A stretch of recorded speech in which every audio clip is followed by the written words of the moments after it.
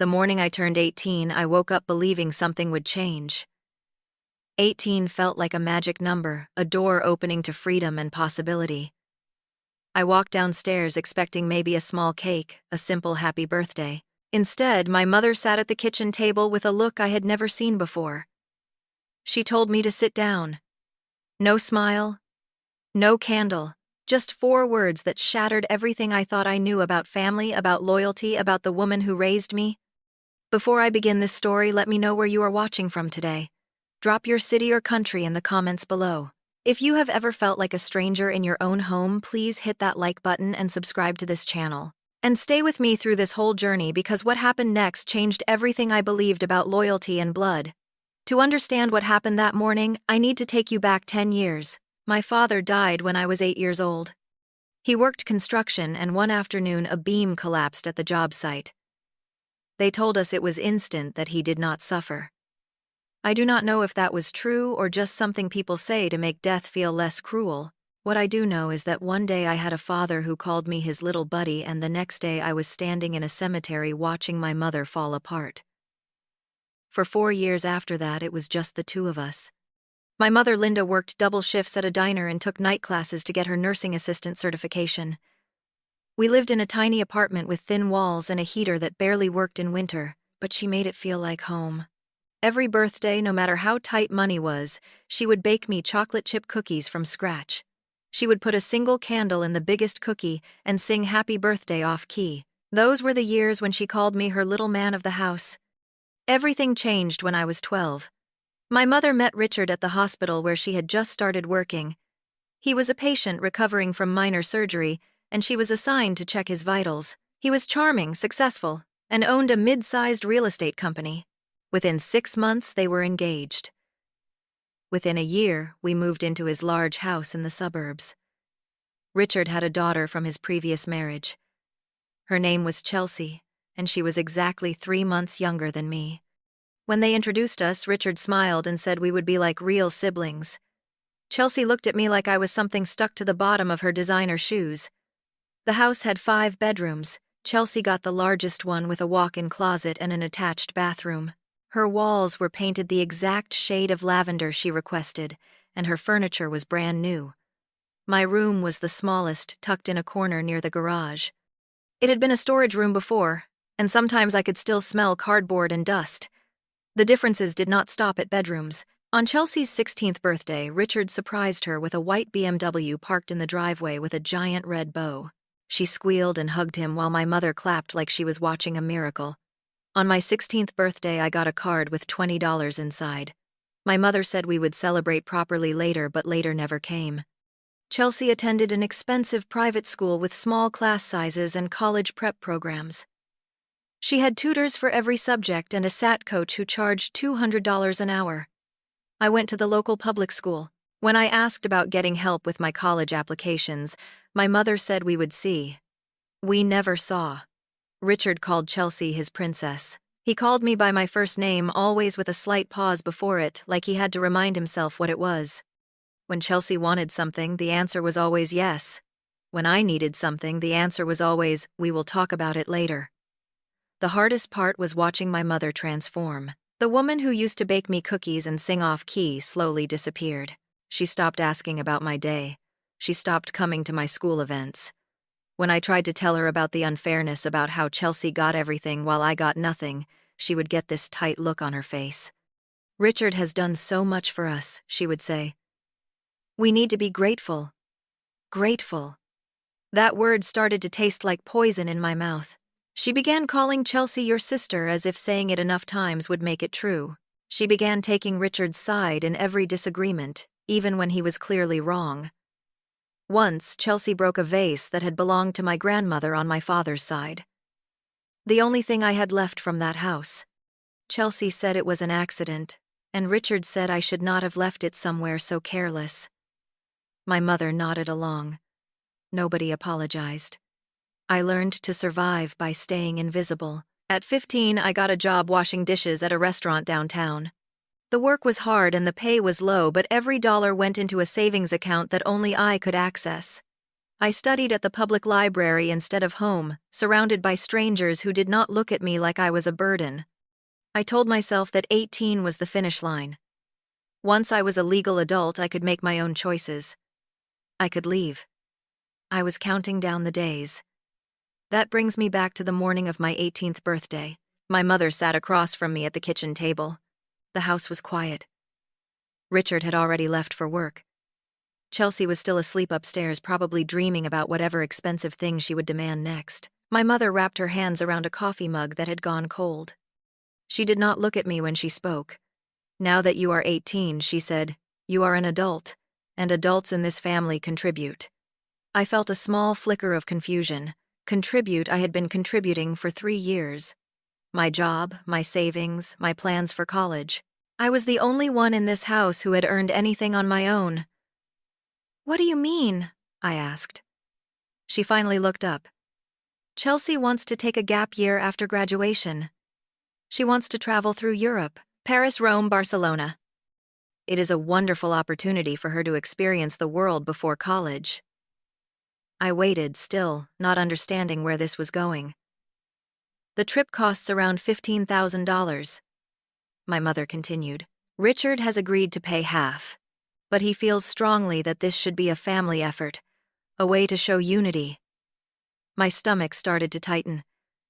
We need you to contribute your savings toward Chelsea's trip. You have almost $5,000, right? That would make a real difference. I stared at her. For a long moment, I could not form words. My savings. The money I had earned over 3 years of scrubbing pots and mopping floors.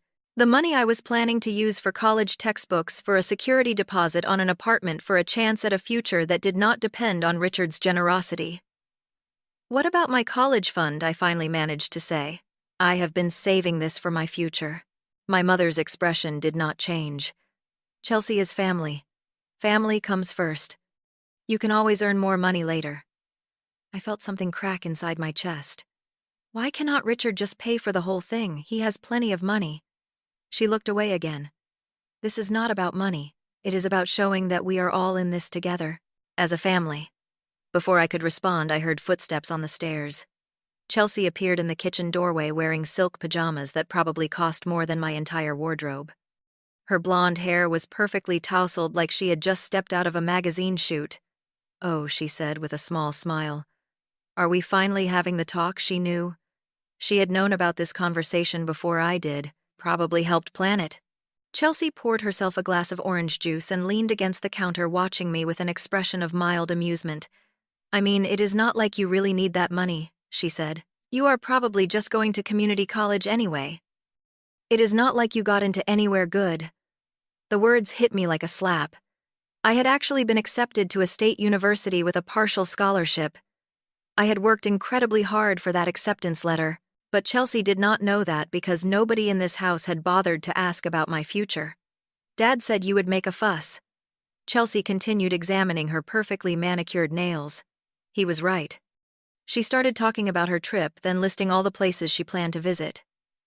The Eiffel Tower at sunset. The Colosseum at dawn. Beach parties in Barcelona. She spoke about it like it was already happening, like my money was already hers. Mom promised you would help, Chelsea said, looking directly at me. Do not make her a liar. I turned to my mother, searching her face for some sign of the woman who used to protect me.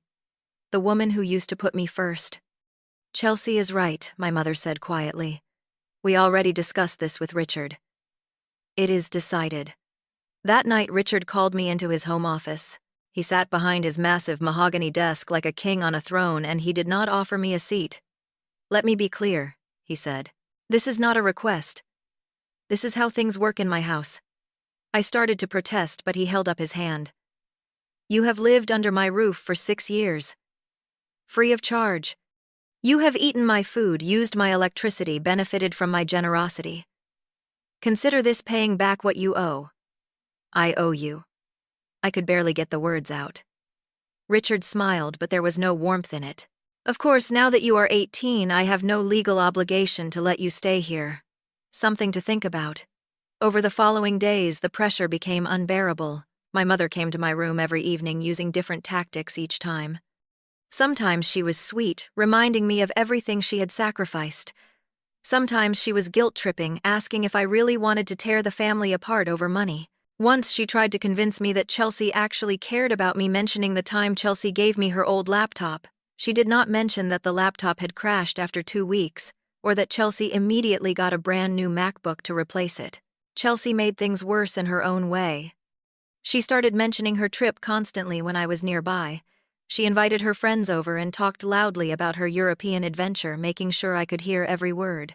One afternoon, she asked me what souvenir I wanted her to bring back, as if my agreement was already guaranteed. The worst moment came when I overheard Chelsea talking to her best friend in the living room. "My stepbrother is being so sweet about everything," Chelsea said. "He is basically funding part of my trip. I always knew he would come around." Her friend laughed. "You are so lucky to have such a generous family." I stood in the hallway, invisible as always, feeling the walls close in around me. Everything changed on a Thursday afternoon, exactly 1 week after my birthday. I came home early from work because my shift got cut short. The house seemed empty when I walked in, but then I heard voices coming from the living room. Richard, my mother, and Chelsea were having a conversation. Something about their tone made me stop in the hallway, just out of sight. "Once we get the money from him," Richard was saying, "we can cover the rest of Chelsea's trust fund contribution for this year." I pressed myself against the wall, barely breathing. "He does not suspect anything," my mother replied. "He thinks this is really about the Europe trip." My heart stopped. "I cannot believe he actually thinks I want him as a brother," Chelsea laughed. "I just want his savings. After that, he can do whatever he wants." Richard chuckled. "Linda, you have done well. Keep him compliant for a few more months. After Chelsea turns 18 and gets full access to her trust, we will figure out the next steps." I stood frozen in that hallway, feeling like the ground had opened beneath my feet. My money was never about a trip to Europe. It was about padding Chelsea's trust fund. This whole thing was a scheme carefully orchestrated, and my mother had been part of it from the beginning. All those years of feeling like an outsider suddenly made terrible sense. I was never meant to be part of this family. I was meant to be used. I went to my room without making a sound. I did not cry. I did not scream. Something inside me had shifted, and in that moment, clarity replaced confusion. I could not change what they had done, but I could control what happened next. That night, while everyone slept, I started planning my escape. I checked my bank account online, confirming that my savings were secure and that no one else had access. Then I did something I should have done years ago. I called my grandparents. My father's parents lived in another state, about 6 hours away by car. After my mother remarried, she had gradually cut them out of our lives. "Too many reminders of the past," she said. I had not spoken to them in almost 4 years. My grandmother answered on the third ring. When she heard my voice, she started crying. "They had tried to reach me," she said. "They had sent letters and birthday cards that I never received. They thought I had forgotten about them. I told them everything. The favoritism, the manipulation, the conversation I had overheard. When I finished, my grandfather's voice came through the phone, steady and strong. "You come here," he said. "We have a room ready for you. We have always had a room ready for you." Over the next 3 weeks, I put my plan into motion. I contacted the university I had been accepted to and arranged for early move-in to the dormitory. I transferred important documents to my grandparents' address. I packed slowly, hiding essentials in my backpack a little at a time. Meanwhile, I played my part perfectly. When my mother asked about my decision, I told her I needed more time to think. Chelsea, believing she had won, became almost pleasant toward me. Richard nodded approvingly whenever he saw me, convinced his intimidation had worked. They had no idea what was coming. On a Saturday morning, 3 weeks after my birthday, I walked downstairs for the last time. The whole family was gathered in the kitchen eating breakfast like it was any normal day. Richard had his newspaper. Chelsea was scrolling through her phone. My mother was buttering toast. I placed my house key on the table. The small metal sound made everyone look up. "I know everything," I said. "I heard your conversation last week. About the trust fund. About using me." My mother's face went white. Her toast fell from her fingers. Richard stood up his chair, scraping loudly against the floor. "You were eavesdropping in my house." I ignored him and looked at Chelsea. For once, she had nothing to say. Her usual smug expression had vanished, replaced by something that might have been fear. I spoke to Richard first. "Your house. Your rules. Your daughter. I understand that now. But my money, my future, my life, those belong to me, and I am taking them with me." I turned to Chelsea. "I hope Europe is everything you dreamed of, but you will have to find another way to pay for it. I am not your bank account." Finally, I looked at my mother. This was the hardest part. Even after everything, some small piece of me still wanted her to apologize. To explain. To be the mother she used to be. "You chose them over me a long time ago," I said. "I am just finally accepting what you already decided. Dad would be ashamed of what you have become." Her eyes filled with tears, but I could not tell if they were real or just another manipulation. I walked toward the front door. My grandfather was waiting outside in his truck engine running. My mother ran after me. "You cannot do this. I am your mother. You owe me everything." I stopped with my hand on the doorknob and turned to face her one last time. "I owed you love and respect. I gave you both for years, even when you stopped deserving them. But you traded our relationship for a big house and a man who never saw me as anything but an inconvenience. I think we are even now." I walked out the door and did not look back. The drive to my grandparents' house took 6 hours. I spent most of it staring out the window, watching the landscape change from suburban sprawl to open farmland. My grandfather did not push me to talk. He just drove occasionally, reaching over to pat my shoulder. The first few weeks were difficult. I would wake up in the middle of the night, replaying that kitchen conversation in my head. Why had my mother done this? Had she ever really loved me, or had I always been a burden she was waiting to unload? The questions circled endlessly, offering no answers. My grandmother helped more than she knew. She cooked my favorite meals without asking if I was hungry. She left books on my nightstand that she thought I might enjoy. She gave me space without making me feel alone. My grandfather took a different approach. He started telling me stories about my father. Things I had never heard before. How my dad used to build birdhouses in the garage on weekends. How he coached Little League even though he had never played baseball himself. How he once drove 300 miles in a snowstorm to be at my grandmother's bedside when she was sick. One evening, sitting on the porch watching the sunset, my grandfather shared something my father had said before I was born.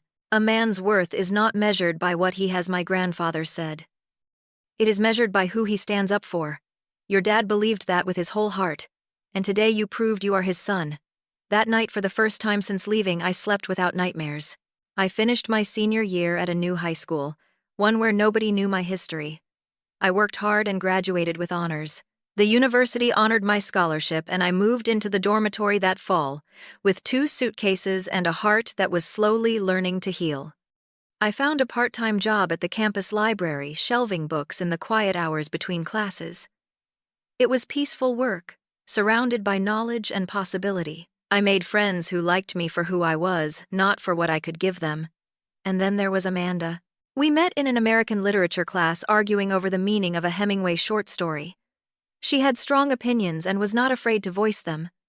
We started studying together, then getting coffee, then taking long walks around campus where we talked about everything and nothing. One night, sitting on a bench by the campus lake, I told her my story. All of it. The favoritism, the manipulation, the escape. I expected pity or maybe discomfort. Instead, Amanda just shook her head and said, "Their loss. Seriously. You are one of the good ones." It was the first time someone had validated my choice without questioning it. 6 months after I left, my mother called. I saw her name on my phone screen and let it ring until it went to voicemail. She left a message asking me to call her back, saying we needed to talk. I deleted it without listening to the whole thing. Through a distant relative, I learned what had happened after I left. Chelsea never got her European vacation. Without my money, there was a gap in the budget that Richard refused to fill. Apparently, the real estate market had taken a downturn, and Richard's company was struggling. Cutbacks were made. The BMW got traded in for something more practical. I did not feel happy about their misfortune. I did not feel sad either. They were just people I used to know living consequences of their own choices. Recently, a letter arrived at my grandparents' house. My mother's handwriting on the envelope. I have not opened it yet. It sits on my desk waiting. Maybe someday I will read what she has to say. Maybe I will not. The important thing is that the choice is mine now. Whatever words are inside that envelope, they do not have the power to define me anymore. I used to think that family meant blood and legal documents and shared last names. Now I know better. Family is the people who choose you, who support you, who celebrate your victories and comfort you in your defeats. Family is my grandfather's steady hand on my shoulder during that long drive. Family is my grandmother's homemade soup when I did not know I was hungry. Family is Amanda saying their loss and meaning it. I am not angry at my mother anymore. Anger takes too much energy and I have better things to do with mine. I am building a life I can be proud of, one decision at a time. I am becoming the man my father would have wanted me to be, and honestly, that is more than enough. If this story resonated with you, I would love to hear your thoughts. Have you ever had to walk away from family to save yourself? What did that experience teach you? Drop your answers in the comments below. And if you found something meaningful in these words, please take a moment to hit that like button, subscribe to the channel, and share this video with someone who might need to hear it. Thank you for listening to my story. Whatever you are going through, remember that your worth is not determined by how others treat you. Sometimes the bravest thing you can do is walk away from people who refuse to see your value. Stay strong out there.